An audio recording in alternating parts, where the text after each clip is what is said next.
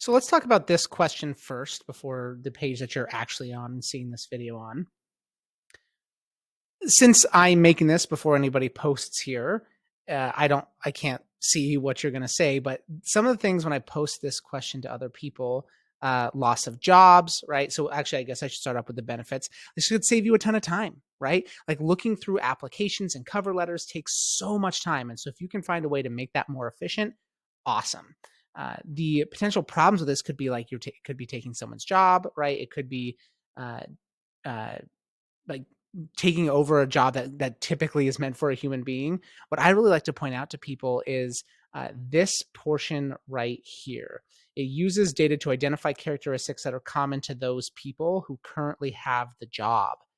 What if the people who currently hold that job are a certain demographic, a certain ethnicity, a certain age, a certain gender? It's just going to perpetuate that cycle, right? And so there is some implicit bias built in here because, as we looked at with Google, it's just data.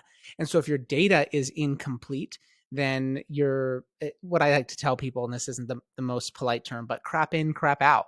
Like if you give it bad stuff, if you give AI tools bad data or bad information going in, it's going to give you bad stuff coming out. And that's a very, very important thing to be thinking about.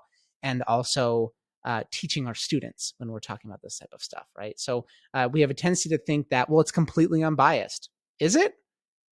It's a machine. It doesn't have emotions or like a history, but it is just only as good as the data that has been fed into it. And so these are three questions that I saw from a colleague of mine that I really, really, really like. Just thinking about conversations we're having around AI in the classroom. What should we be considering? Right. So, what do our assessment practices look like?